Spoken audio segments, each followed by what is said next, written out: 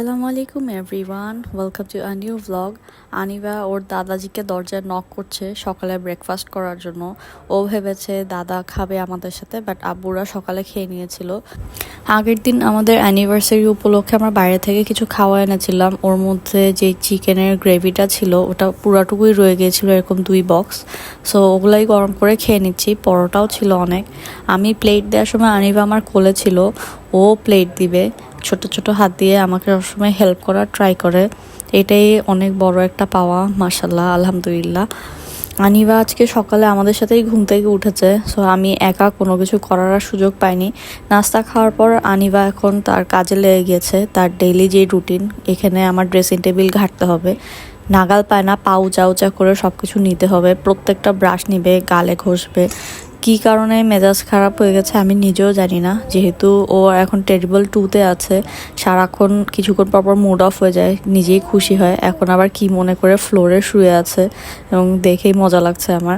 আরেকটা জিনিস দেখেন, আমার চুড়ি পরেছে, 2 হাতে 2 রকম চুড়ি পরে সে এখন এগুলোকে খুব সামলায় হাঁটছে, যেন হাত থেকে খুলে পড়ে না যায়।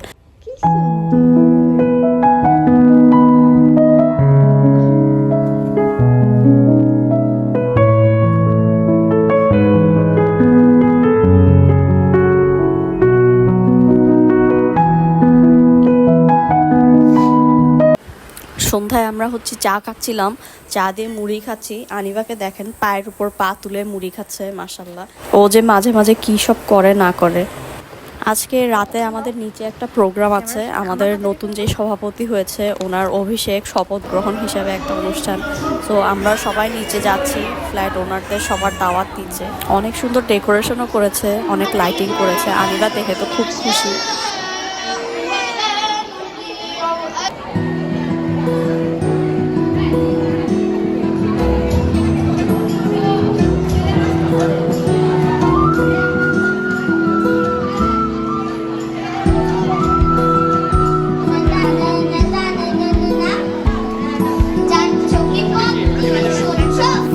আমরা বেশি দেরি না করে খেতে বসে গিয়েছি, কারণ নিচে প্রচুর গরম, ঘেমে আমরা সব গোসল হয়ে যাচ্ছি।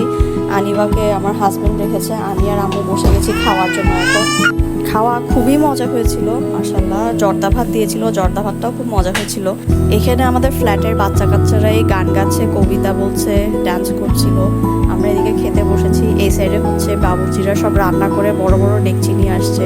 পুরাই একটা উৎসব উৎসব ভাব। অনেক দিন পর আমাদের ফ্ল্যাটে এরকম হয়েছে। খাওয়া দাওয়া দেখাই আপনাদেরকে, খুবই মজার মজার আইটেম ছিল এখানে।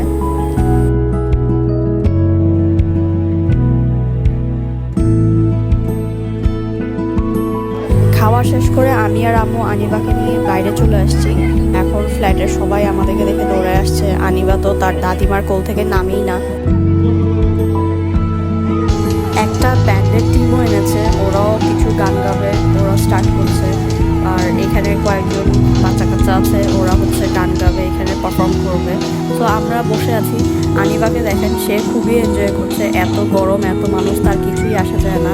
সে মাশাল্লাহ আম্মুর সাথে বসে আছে, সব দিকে তাকায় দেখছে। এখানে বাচ্চারা ড্রয়িং কম্পিটিশনে ড্রয়িং যেগুলো করেছে ওগুলো ডিসপ্লে দিয়েছে। এখানে গিফট, র্যাফেল ড্র, সব গিফট এখানে রেখেছে। চ্যাম্পিয়নের গিফট এখানে রেখেছে। এখানে র্যাফেল ড্র হবে, এখানে প্রোগ্রাম হচ্ছে, বাচ্চারা গান গাবে।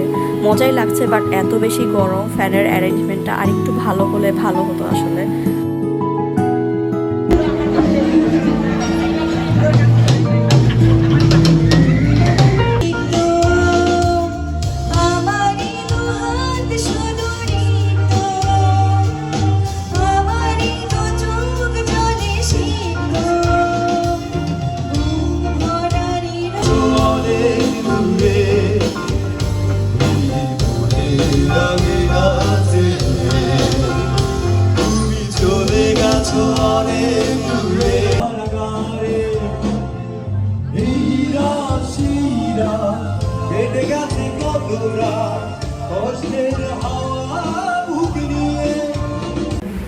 আমরা বাসায় চলে আসছি। এসে আনিবাকে ড্রেস চেঞ্জ করালাম। আমরা একটু সবাই ফ্যানের নিচে বসে ঠান্ডা হলাম।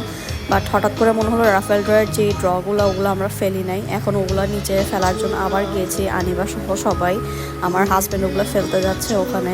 এদিকে গান বাজনা তো হচ্ছেই, মানুষজন হুলস্থুল অবস্থা। ভালোই লাগছে, বাট গরমে আবার অস্থির লাগছে। এবার দেখলাম ফ্ল্যাটের যে আঙ্কেলরাও হচ্ছে স্টেজে উঠে গেছে গান গাওয়ার জন্য। সবাই এত খুশি, এত এক্সাইটেড। আমরা এখন বাসায় চলে যাব, কারণ এত বেশি গরম, আনিবা অসুস্থ হয়ে যাবে। অলমোস্ট রাতে 12:30টার কাছাকাছি বেজে গেছে, আনিবার ঘুমও চলে আসছে। সো আমরা উপরে চলে যাচ্ছি।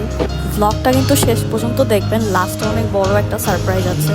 এটা আসলে আমাদের নিজেদের জন্য অনেক বড় সারপ্রাইজ ছিল, কারণ আমরা এখন বাসায় চলে যাচ্ছিলাম।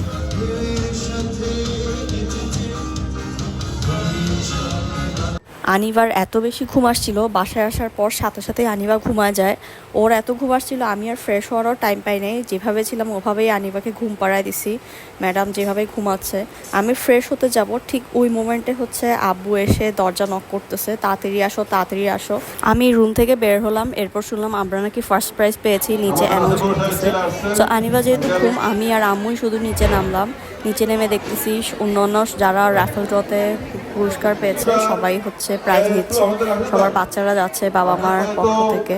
অনেক রাত হয়ে গেছিলো, রাত 1টা বাজে তখন অলমোস্ট। আমরা দাঁড়িয়েছিলাম, যেহেতু ফার্স্ট প্রাইজ সবার লাস্টে দিবে। আমরা তো আশাই করিনি আমরা কোনো প্রাইজ পাবো, সেখানে ফার্স্ট প্রাইজ পেয়ে গেছি। এখানে অন্য যারা প্রাইজ পেয়েছে ওরা গিফট খুলে খুলে দেখছিল, সবাই মিলে আনন্দ করছে কি প্রাইজ আসলো। আর আঙ্কেলরা অনেক মজা করে করে এক একজনকে ডাকছিল। একটা ফ্যামিলি তো 4টা প্রাইজ পেয়েছে, মাশাআল্লাহ।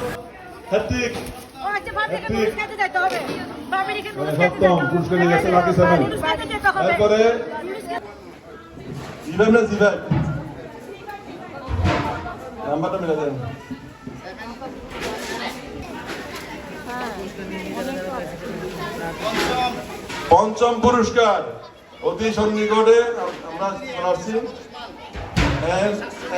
শওকত ওসমান সাহেব M3 ফ্ল্যাট নাম্বার 3 নম্বর বিল্ডিং। উনি কি ঘুমাই গেছেন নাকি আছেন? ওসমান সাহেব আপনি আছেন, পরে বসতে হবে আপনার সাথে আমাদের। হ্যাঁ, জসিম ভাই 2টা-3টা পুরস্কার নিয়ে যাচ্ছে গা, আমাদের তো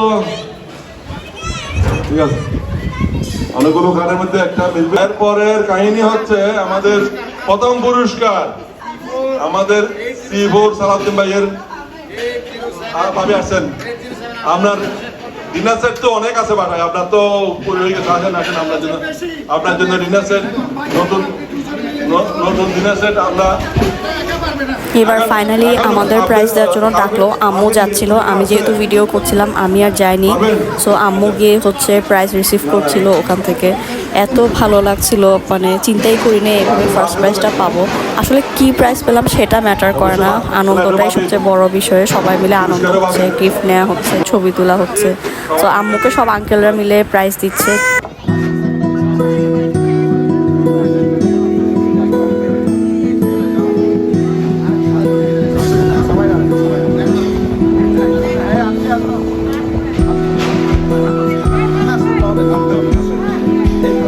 এরপর আমাকে এই চ্যাম্পিয়ন লেখা এই একটা পেপার টাইপের এটা দিল।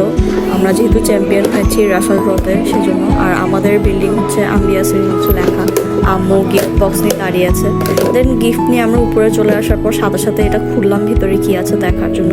তো দেখলাম ভালোই গিফট দিছে, খারাপ না। ইটালিয়ানোর ওপাল গ্লাস যেটা, ওটার একটা ডিনার সেট, খুব সুন্দর একটা ডিনার সেট দিয়েছে। আব্বু আম্মু মিলে খুঁজছে 27 পিসের খুব সুন্দর একটা ডিনার সেট আমরা পেয়েছি। একদিন সময় করে আমি পুরোটা আপনাদেরকে দেখাবো। সো ভ্লগ এখানেই শেষ করে দিচ্ছি। এতক্ষণ পাশে থাকার জন্য থ্যাংক ইউ সো মাচ।